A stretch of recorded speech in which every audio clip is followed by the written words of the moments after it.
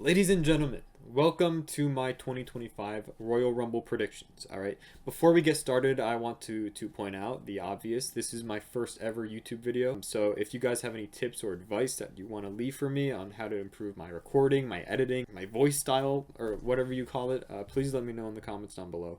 That'll be greatly appreciated. Another thing I want to say for my intro before we get into the predictions is I want to give a huge shout out to Mr. Santizap. He, I feel like, is one of the best WWE YouTubers on the platform, and he was a huge inspiration for me before I started my own YouTube channel. In fact, he inspired me all the way back since last year. I want to say Elimination Chamber. I had videos recorded, ready to go to upload, but I just never got to them. Mainly because I was lazy, but also because of time constraints and just not being able to finish the editing process on time. In 2025, new year, new me, right? I'm fully committed to doing this thing. I want to do this thing. I want to be as successful as possible. I want to build a fan base. So that's just me, right? I just want to do that, man. I'm extremely motivated. This is one of the things I've been looking forward to this year is starting a WWE YouTube channel. And what better way to do it than predicting the first pay-per-view. I'm pretty hyped for this event. This is actually my favorite event of the year, besides from WrestleMania. I feel like that's kind of cliche, but it is what it is. I also want to point out in this intro, this is 100% my opinion. And also, for the Royal Rumble predictions, when we get to the actual Royal Rumble matches, they will go in no particular order. Okay, so I could have Penta, even though he's confirmed at number 11, that doesn't mean I think he'll enter the match at number 11. That's all I really gotta say about the intro. Again, this is my first ever YouTube video. If you have any tips, or if you have any tips on how to improve this intro, boys, let me know. Enough yapping, and let's get into the actual prediction. Starting off with the WWE Tag Team Championship match featuring DIY versus Motor City Machine Guns in a 2 out of 3 falls match. Now, this is a match that I feel like is going to be very underrated. This is the match I'm looking forward to the least. However, that is no disrespect to DIY or Motor City Machine Guns. I think both of those guys, both teams, I guess you could say, are going to put on a absolute banger of a match. I truly think that. However, just compared to the rest of the card, it's just not hitting for me. Needless to say, though, 2 out of 3 falls is a very interesting concept when it comes to tag teams. DIY has done it a few times over in NXT, and needless to say, it was some peak wrestling, peak tag team wrestling. All right, it really was. And Motor City Machine Guns, obviously, they only came to WWE recently. They came from the Indies. However, look, man, this is going to be a match that will get you on your feet. However, I just don't think it's going to be as hype, if that makes sense. It's going to be great. Don't get me wrong. These two tag teams are going to put an absolute show. I know that for a fact because they're amazing tag team wrestlers. And who do I think is going to win this match? I think DIY retains the titles. Motor City Machine Guns have, won the titles in the past, and they could very well do it again because, the tag team picture is rough, both on SmackDown and Raw. I'm going to be honest here. But I do think DIY, now that they are slowly getting built as reputable heels, I think they're going to do some heel thing to win, whether it's kicking one of them in the balls when the ref is distracted or anything like that. I feel like they are going to win, just not in the right way. And I think that's the right direction to go in. If I was Triple H booking DIY. I think DIY absolutely deserves a long title reign, especially after the last title reign they had, which ended after like a month or something like that. So they definitely deserve a long title reign, and I do think they're going to get it. Next up, we have Cody Rhodes versus Kevin Owens for the undisputed WWE Championship in a ladder match. This is, I feel like, one of the only matches Cody Rhodes had in his championship reign that I could actually see Cody Rhodes losing the title, and the fan base would not get mad at this in the slightest. Kevin Owens is one of the best heels in the business, no doubt about it, right? Every time he's a heel, he puts on a masterclass. He is one of the best heels in the business, without a shadow of a doubt. So I would not be surprised if Kevin Owens does pull off the impossible and beat Cody Rhodes for the title. However, realistically speaking, Cody Rhodes beat Roman Reigns, the longest reigning WWE champion, one of the longest reigning WWE champions of all time. And he did it at WrestleMania. There's no way Cody Rhodes loses the title before WrestleMania. I would not be surprised. I would not be mad if Kevin Owens does somehow win. I think Cody Rhodes does retain the title here in this ladder match in a very, very close match. I think what happens is Sami Zayn does interfere with this match. And I do think he actually costs Kevin Owens this match. I think Kevin Owens could come very, very close to climbing that ladder and winning the undisputed WWE Championship.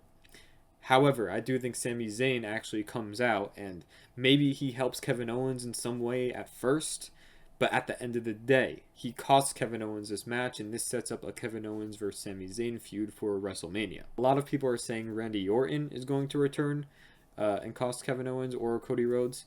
It wouldn't make sense for him to cost Cody Rhodes, right? Kevin Owens hurt Randy Orton, so Randy Orton is obviously going to go after Kevin Owens first. But I just don't see an angle where Randy Orton and Sami Zayn both cost Kevin Owens. I just don't see it. In the end of the day, Cody Rhodes retains the title in an epic ladder match. Now going on to the actual Royal Rumble matches. All right, this is only 4 matches on the card. It makes sense though. The Royal Rumble matches go on for about an hour, so it makes total sense. Anyways, the Women's Royal Rumble. All right, and we're going to start off with the confirmed superstars. We have the Royal Rumble's predictions. They are split into 4 categories for the entrance. 1 is the confirmed superstars. 2 are the predictions I have. 3 are the NXT call-ups that I think are going to happen. And also 4 is the surprises. And the surprises could be whether they return from injury, whether they're from a different company, whether they're legends trying to make an impact again, whether they're superstars that haven't been seen in a while and are finally coming back to WWE. Whatever the case may be, that all applies under surprises. And I'm going to quickly go over the confirmed superstars because, once again, all right, they're already confirmed. There's no need to kind of just give a reason on why I think they deserve to be in the Royal Rumble or why I think they will be in the Royal Rumble. So I'm just going to go down the list really quickly, starting with Bayley.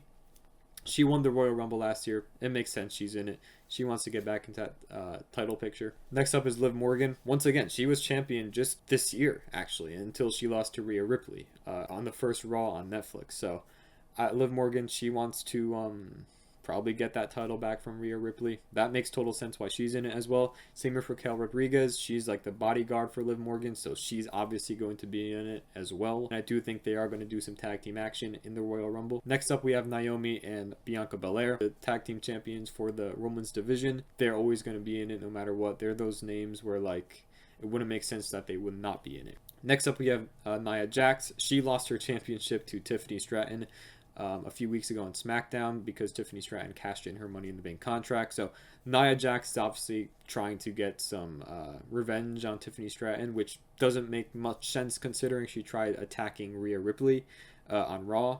I don't know why that happened, but we're just going to ignore that part of the story. Next up, we have Charlotte Flair, a returning Charlotte Flair who hasn't been seen since, like, I believe Survivor Series War Games, not last year, 2 years ago. So it's been a while since we've seen Charlotte Flair, but she's coming back.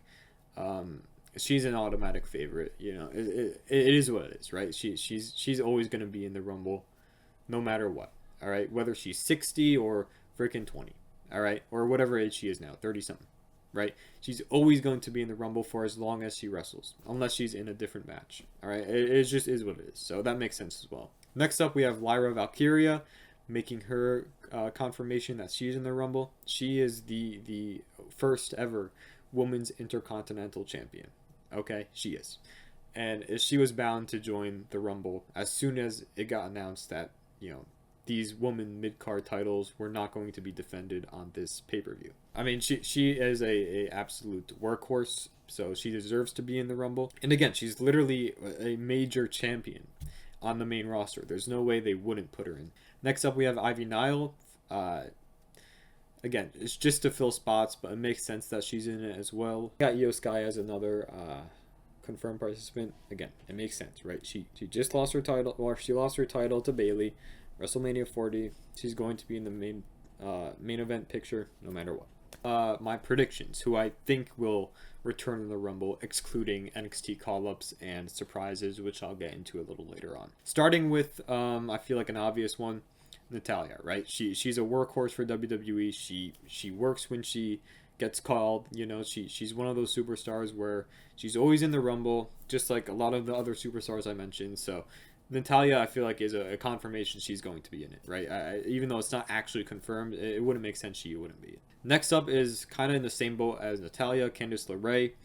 She's one of those superstars that works her ass off, right? She's a good wrestler. Then we have Kairi Sane from Damage Control. I do think all of Damage Control will be in this match. I think they're going to have a cool little Damage Control moment. I do want to point out that Dakota Kai is confirmed to be injured. Like, not storyline wise, like actually injured.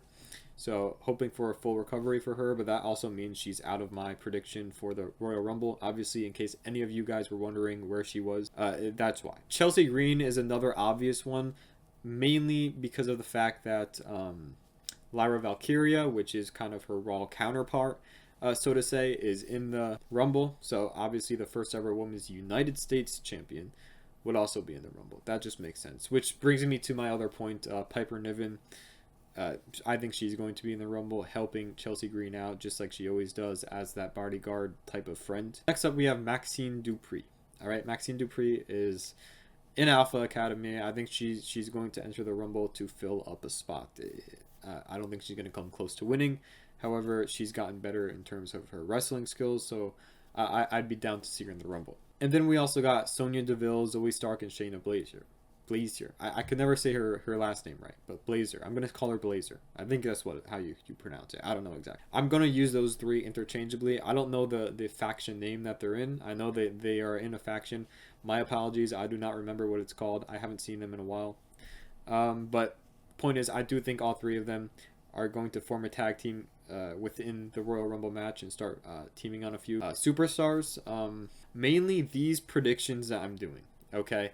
Not including the NXT call-ups and the surprises, are going to be just basic things on why I think they're going to be in the Rumble. It's not anything crazy. I mean, this is just literally like, just it obvious, right? It's obvious that they're going to be in the Rumble. Those are the predictions. That's what I mean by predictions. And finally, for my final prediction, not NXT call-up or surprise, prediction, I got Blair Davenport once again to fill up a spot. She hasn't been seen in a freaking while, so why not just add her to the Rumble to make fans remember who she is. Alright, now we got the NXT call-ups. For this one, I have two. Now, when I say NXT call-ups, it doesn't really mean that I think they're going to be in the main roster after this or the draft this year, but what I mean is they get their first taste of the WWE main roster when they enter this Rumble. And I think one of the main ones to kind of predict here is Julia, right? She is the NXT Women's Champion. She's got to represent NXT, and you know it just makes sense that Julia would be in this match. So my first NXT call-up is Julia, again, for the sole reason that she is completely over in NXT. I don't think she's going to get called up this year. I could see her getting called up next year, though. The second one being Roxanne Perez. She's a superstar that lost her championship to Julia, and I do think it's mainly because that she's going to be actually called up in the draft this year. Again, she lost her title. She was the women's champion for a while. I want to say almost a year. And now it's time for the surprises. So the first surprise I have listed down is Jade Cargill. I do think Jade Cargill does return from her injury, and I do think she does get revenge on whoever attacked her, whether it was Naomi or Bianca Belair or someone we don't even know about. I do think Jade Cargill does enter this Rumble and officially make her return from injury. Next surprise I got listed on the list here is Alexa Bliss. I want to say she's been gone for 2 years or so due to obviously having her first baby. So first of all, congratulations to her.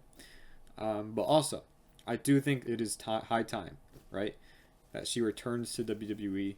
And I think the best way to introduce her is through the Royal Rumble. I know she's having some contract disputes between herself and WWE. So if they get that settled before the Royal Rumble, maybe they already got it settled. I don't know. But I'm hoping they do. And I'm hoping Alexa Bliss returns as a goddess to the Royal Rumble. All right. As much as I loved her Wyatt 6 stint, I do think it's in the fans' best interest if she returns as a goddess, at least for now, into that Rumble, because it immediately catapults her to the main event scene. Next up, we have Asuka, who's returning from injury. I do think, once again, as I mentioned before, they're going to have a damage control moment some point in that Rumble. It wouldn't make sense that Asuka wouldn't be in there, right? So I do think Asuka returns from her injury and makes a surprise entrance as well. She's one of those superstars where, like, as soon as she enters, right, she could be a winner as well.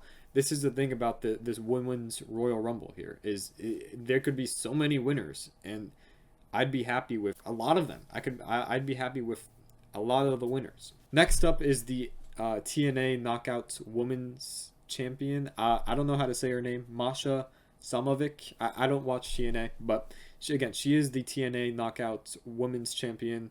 Jordynne Grace was that same exact champion last year, and she returned to the Royal Rumble. So I think they're going to add some TNA representation through Masha Salmovic,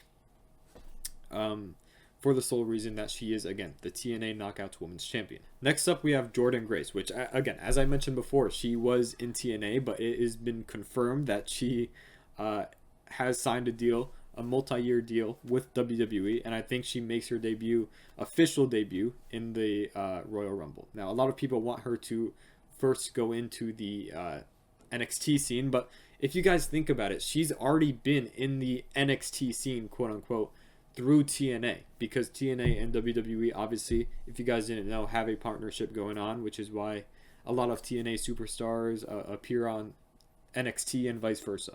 So I do think Jordynne Grace makes her main roster debut and can debut as soon as the next day on Raw, and immediately get into the main event scene, because Raw is definitely lacking a lot of star power in terms of superstars for the main event scene. Like that I feel like that's the main reason why Liv Morgan and Rhea Ripley were feuding all the way until freaking the first Raw on Netflix, because there's really no one else to be in that main event scene. We have 3 more superstars, starting off with Nikki Bella.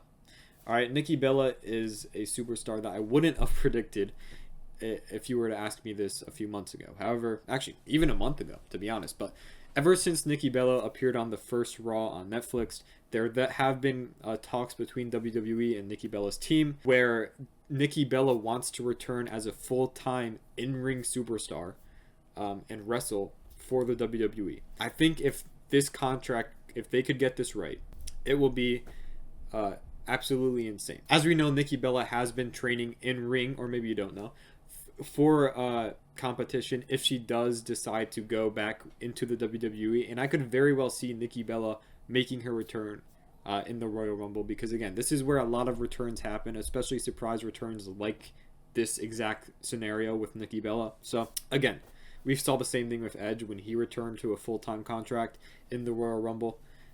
I feel like they could do the same thing with Nikki Bella, and I would not be surprised if she's in this Rumble, because Nikki Bella seems to be really interested in WWE right now and really interested in in-ring work. And obviously, WWE saw the reactions the fans gave when Nikki Bella appeared on screen during the first Raw on Netflix. So if they gave that reaction for just seeing her in the stands, imagine if they get what reaction they'd give if she returned in the freaking Royal Rumble. All right. So next up, we have Becky Lynch, who has also been out of action, not due to an injury, but due to just taking time off, which she absolutely deserved. And finally, last but not least, you can't have a women's Royal Rumble prediction in the 2020s without mentioning AJ Lee. All right. Now, I know this is probably cliche. This is probably a lot of people's guesses, but you can't sit here and predict a women's Royal Rumble and not predict AJ Lee. All right. Even though it never comes to fruition, at the end of the day, this is a prediction that I want to see personally happen, that I think is the most realistic. And I do think AJ Lee is actually a pretty realistic option, especially since CM Punk actually kind of hinted at it when he said he knows a surprise who's coming into the Rumble, but he doesn't want to get in trouble, so he wouldn't say. I think that's referring to AJ Lee. I mean, come on, you know. Maybe this is my false hope talking or what. I don't know what it is, but I think you can't have a prediction without mentioning AJ Lee. So I just quickly wanted to mention her as a possible candidate. Now we have the Iron Woman, who I think is going to be in the match the longest. And honestly, I think it's going to be Lyra Valkyria. I think she is the NXT superstar's dream of being catapulted into the main roster and being pushed drastically. Lyra Valkyria is one of these people, right? She's been pushed to the moon. She's the first ever WWE Intercontinental Women's Champion, and she hasn't even been on the roster for more than a year. So she's one of those superstars that WWE obviously really love. And I do think she's going to prove herself once again that she could be a staple here in the main roster by outlasting everyone in terms of time.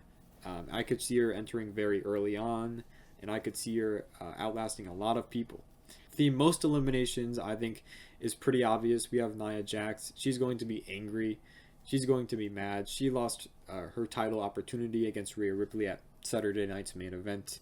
She lost her title to what she thought was her best friend, push that anger onto the participants, and she's going to get a lot of eliminations. I'm thinking maybe between, maybe, right, 7 to 10 eliminations I could see is a very realistic possibility for Nia Jax. Finally, for the final five, well, not finally, final five, right, who I think is going to be in the final five. Charlotte Flair, she's always going to be a superstar who's in the final five of the Rumble. I mean, she's inevitable, right? As Thanos would say, she's the woman Thanos of WWE. She's inevitable, right? Another one is Alexa Bliss. Now, this is only if she does return. This is only if her contract is settled. If Alexa Bliss does return, which again is totally possible, I could definitely see her in the final five because once again, she's one of those workhorses, man, where like you gotta have her in the final five to generate hype. And again, all these final five, I could see winning the Royal Rumble match, and I would have no problem whatsoever if they do win. Another one is Liv Morgan. She always comes close to winning the Rumble every year. And while I do think she's going to win the Rumble at some point, maybe as soon as next year, I don't think it's going to be this year. I do think she makes it into the final five, just like she always does, but just comes up short in the end, as always as well. Another one is Jade Cargill. I think she's one of those superstars that's getting pushed to the moon when she comes back from injury. You just get that feeling, when she comes back, she's going to get a major push. So I do think she gets into the final five to kind of solidify that push that WWE are giving her. Finally, for the final five, we got Io Sky, right? Io Sky is someone who puts in the work, is a strong favorite to win this Rumble. So for that reason, I'm putting her in final five. For the final two, I got Liv Morgan and Io Sky. All right, Liv Morgan will once again come up short. I feel like it's inevitable, right? She's going to come in second place yet again for I don't even know how many years in a row. But she, I think, is going to eventually lose to Io Sky. I think Io Sky is going to win, and she's going to challenge Rhea Ripley in a freaking what's bound to be a fantastic WrestleMania main event or match, whatever it may be. Finally, we got the men's Royal Rumble. All right, let's start off with the confirmed superstars. We got John Cena, again, an automatic favorite. He's coming back full time. Apparently, we haven't seen him since the first Raw on Netflix, but we're just going to ignore that the entire month of January, I guess. So John Cena's in it. Seth Rollins, right? He's going to be in it as well. CM Punk's in it. Again, these all make sense, right? I don't have to go into too much depth on why I think that it makes sense. You guys, I think, get the gist. We got Drew McIntyre, Sami Zayn, Shinsuke Nakamura, Logan Paul, Jey Uso, Penta, Rey Mysterio, Braun Breaker, Chad Gable. Those are all superstars that make sense to be in the Rumble. I do want to go into a little more depth for three superstars, that being Penta, who made his debut just a few weeks ago, and he's been on a freaking roll. The WWE universe and officials love him. He's an amazing talent from what I've seen, and I think he's going to get a very cool moment within this Rumble. Finally, we have Logan Paul, which is one of those superstars where he is one of the best heels in the freaking business. All right? He gets reactions Dominic Mysterio can only dream of. I want to say I feel like Logan Paul's going to be way more active within the WWE, appearing on more weeks of Raw. I just think that's going to happen. And he's going to start with the Royal Rumble. And I think he's going to put on a show as well. I think he's an amazing wrestler. I think he's absolutely amazing. And I want you guys to look out for Logan Paul as well, because I feel like he's going to get pushed into the main event scene at some point, believe it or not. Just by the way the promo went between Gunther, Logan Paul, and Seth Rollins. His wrestling skills are amazing. His mic skills are amazing. The heat he generates is amazing. The revenue he generates is amazing as well. So now it's time for my predictions, right? Solo Sikoa. He just lost his Ulafala to Roman Reigns. He lost his Tribal Chief title to Roman Reigns on the first Raw on Netflix. I do think he tries to reclaim the title that was once his by winning the Royal Rumble and challenging Cody Rhodes or whoever that champion may be. And I don't think he's going to win it, but I think it makes sense that he's in it. Which also brings me to my next point. I think I also want to put Tamatonga, Tongaloa, and of course Jacob Fatu as predictions as well. Tamatonga and Tongaloa, for our obvious reasons, right? They're going to help Solo Sikoa out as much as possible. They're not going to win. They're not going to come close to winning, but they are going to help him out, and that's all that matters. But the name I'm going to specifically focus on is Jacob Fatu. All right, he's a freaking monster. I'm telling you guys, WWE, they're giving him promo time. They're making him freaking fight Braun Strowman in a one-on-one match on Saturday Night Main Event. All right, and that match, that card only had like 4 matches on it. All right, and Jacob Fatu versus Braun Strowman was one of them. I'm telling you guys, WWE are pushing Jacob Fatu to the absolute max. All right, and Jacob Fatu is honestly, as much as it sounds weird to say it, I think he's a favorite to win this Rumble just by his sheer strength and the way WWE are handling him. It just makes sense he would win this Rumble. I don't think he's going to win it, but again, I just want to point out Jacob Fatu. He's going to be a freaking monster in here. Next up, we have R-Truth. Again, I think it's just pretty obvious he's used as filler. I'm sure he's going to have some comedic moments in there. Same kind of goes for Miz.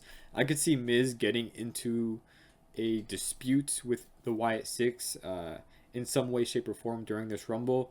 But again, I think mainly Miz is going to be in there for filler as well. Next up, we have Carlito and Dominic Mysterio. I'm using these guys interchangeably as well, mainly for the fact that it's Judgment Day. They're going to be in the Rumble. They're a faction. They were in the Rumble last year. They were in the Rumble before that. I mean, it's bound to happen. The reason why I'm not doing JD McDonough or Finn Balor is well, I'll tell you why. Right, JD McDonough, he unfortunately, prayers up to him. He suffered broken ribs, a punctured lung in that match. He hit his head pretty hard on that announce table as well on Raw this past Monday. So obviously he's not going to be in the Rumble anymore. So, as we know, Finn Balor storyline rise. He has not been heard from by the Judgment Day since he lost to Damian Priest in that street fight on Raw, which makes me think that he's going to unleash his demon pretty soon, and I don't think he's going to be in the Rumble and kind of bring out that version of himself in the Rumble. That just wouldn't make sense. So I do think Finn Balor is out for a couple more weeks before starting that feud up with Damian Priest into what I think will be a eventual WrestleMania match between Damian Priest and the Demon Finn Balor. Next up is also kind of makes sense. Xavier Woods and Kofi Kingston. They had a cinematic, perfect heel turn. They handled the heel turn perfectly. However, WWE don't have a direction for them at the moment, and I do think they do go into the Rumble.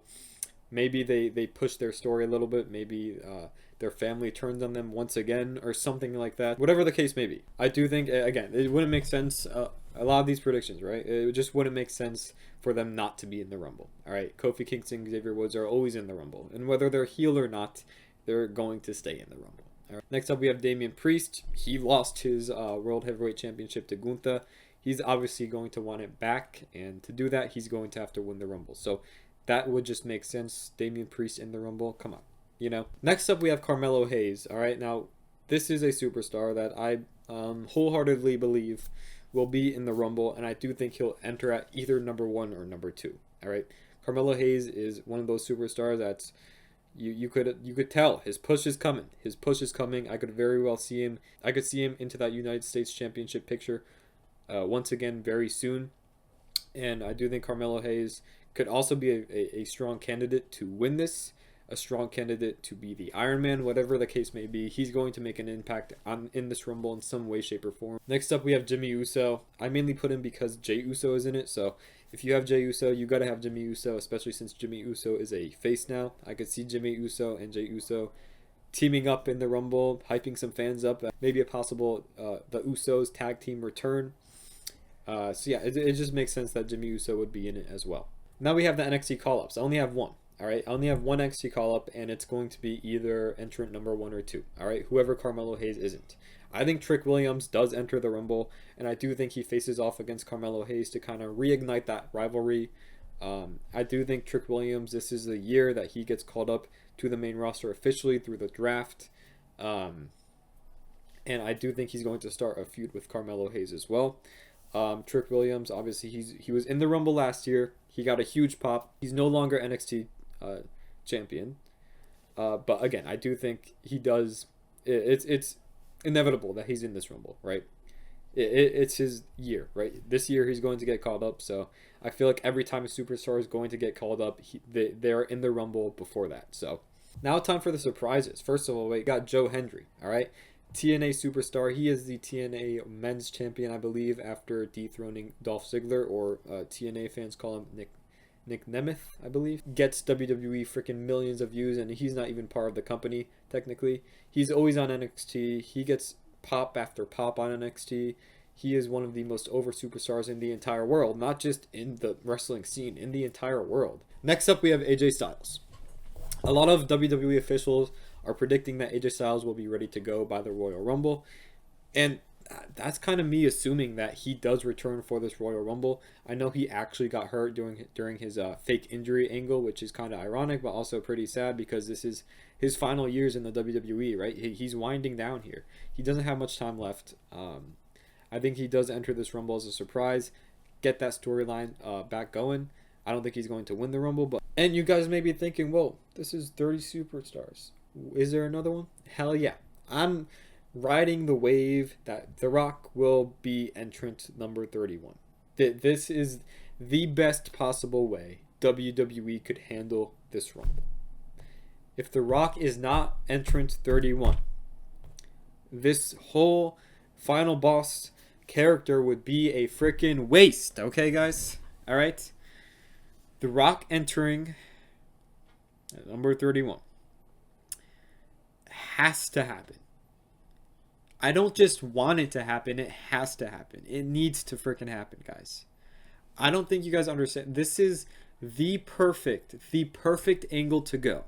If they want to include The Rock at WrestleMania 41, which I still believe he will be included in some way, shape, or form, I think this is the best way to do it. I think The Rock enters at, entry number 31, abusing his TKO board powers, right? Because he is, the actual boss, right? He could do what he wants. If he wants to create another entry for himself, so be it. I do think The Rock does enter this Rumble, and I do think he does eliminate Roman Reigns. We kind of got a little tension between them on the first Raw on Netflix. I kind of just felt that tension. And even though a lot of people are saying the final boss character is retired, I just don't think that. I just think he's playing all of you. Genuinely, I think the final boss is still within The Rock. Okay? And he's playing Mr. Nice Guy. He's trying to be everyone's friends to catch everyone off guard. And the most perfect person to catch off guard is Roman Reigns. And I do think The Rock feels disrespected that Roman Reigns is a tribal chief and that he wants The Rock to bow down to him. And I do think, again, the final boss feels that he's getting disrespected. So he's playing nice. He's fake playing nice. And when everyone's caught off guard, he strikes. He strikes and he eliminates Roman Reigns, asserts himself as a heel once again, and having The Rock versus Roman Reigns for title of Tribal Chief at WrestleMania 41. That's the best, guys. That is the best possible angle that WWE could do. And I'm being genuinely serious. That is the best thing that could happen. If The Rock is down to be at WrestleMania 41, this is the perfect opportunity. You can't get another opportunity like this, man. You really can't. So WWE, if you're listening, The Rock coming in at entry 31, let me repeat myself, has to happen. Anyways, moving on. Iron Man. Who I think the Iron Man of the match is going to be. I think Sami Zayn is going to be the Iron Man. I could see Sami Zayn coming in very early into the Royal Rumble match, and I do think he could outlast a lot of superstars. And believe it or not, I do think that Kevin Owens will come in, even though he's not in the Royal Rumble. I think he will come into the ring and eliminate Sami Zayn himself to kind of get payback for costing him the title against Cody Rhodes. For most eliminations, I feel like this is pretty obvious. We got Jacob Fatu, right? He just defeated Braun Strowman. I feel like, by the way, speaking of Braun Strowman, he's not on here because I think Braun Strowman is bringing back his Monster Among Men 2016-2017 type of deal where he's like just destroying everything. I'm not done with you, quote. I think Braun Strowman is bringing that back, so that's why he's not in the Rumble. But point being, Jacob Fatu is a freaking monster. As I said before, he's going to get eliminations, and I do think he's going to get the most eliminations. He's the new Brock Lesnar. He's the new rookie Brock Lesnar, guys. There's no other way to put this, man. There's no other way to put this. The WWE already freaking pulled the trigger on him. It's just a matter of time before he climbs those ranks, climbs that popularity board, climbs the power rankings until he eventually makes it to the top. And he's going to get the most eliminations. Mark my freaking words. Now time for the final five. The final five, first off being The Rock, right? I think The Rock makes it to the final five. Which brings me to my next point. I think Roman Reigns makes it to the final five as well. I think The Rock eliminates Roman Reigns, sets up that match, right? As I mentioned before. So yeah, Rock, Roman Reigns, and then I got, because again, Roman Reigns, he wants his title back as well. He wants Cody Rhodes, so he's going to be in the final five. He's going to fight his freaking ass off. He's always in the final five. It's freaking Roman Reigns. You can't have a Rumble without Roman Reigns in the final five. Next up, we have John Cena. I feel like John Cena could come very freaking close to winning the entire thing, but I think the angle that WWE are doing, especially because John Cena has not appeared since the first Raw on Netflix, is that he's going to come close to winning the Rumble. Very, very close to winning the Rumble, getting his shot at the world title. But he falls flat again, just like he seems to always do. He keeps losing, and then eventually they're going to build to John Cena winning the Elimination Chamber match, especially because he's been promoted a lot more in that match. And I feel like he's going to appear in a lot more Raws before the Elimination Chamber than the Rumble. So because of that reason, I have John Cena winning the Chamber and challenging whoever it may be instead of winning the Rumble. Next up, we have Seth Rollins, right? Seth Rollins, I was debating between him or Drew McIntyre, but Seth Rollins just makes more sense because he is dead set on winning that championship back from Gunther. So you got to have Seth Rollins in the final five as well. Finally, we have CM Punk, who I think is actually going to win the whole thing. CM Punk is going to challenge. Honestly, after that angle they pulled with Cody Rhodes and CM Punk at the end of Raw, I would not be freaking surprised in the slightest if CM Punk wins the thing, which again, I think he's going to be the winner of the 2025 Royal Rumble. And I could very well see him challenging Cody Rhodes especially after last Monday, man. This is the type of storytelling that gets me excited. This is why I like WWE as much as I do. You just never know what's going to happen, who they're going to challenge, especially this year. Maybe last year you had an idea, especially since Cody Rhodes won, but you do not know who the winner is going to challenge, all right? Except if it's Roman Reigns. Like, if John Cena wins, he could challenge Gunther and Cody Rhodes, and I'd be happy with both options. If CM Punk wins, he could challenge Gunther or Cody Rhodes, and I'd be totally fine with it, you know? That's the thing I like about the Royal Rumble. Point being, I do think CM Punk wins, and I do think he challenges, at the end of the day, Cody Rhodes. I think to CM Punk, genuinely, he challenges Cody Rhodes and then possibly gets transferred to SmackDown if he wins in the main event of WrestleMania, which is, again, entirely possible. It's entirely possible. Especially if they're doing the Rock Roman Reigns angle. Cody Rhodes would need a valuable opponent, and I think CM Punk is the perfect person to do that. Especially if John Cena does win the Chamber and challenges Gunther, which seems to be the angle they're going at right now. So yeah, I think CM Punk wins it. And that's going to do it for my Royal Rumble 2025 predictions. All right, if you guys have any tips on how I can improve my recording, please let me know in the comments down below. That'll be greatly appreciated.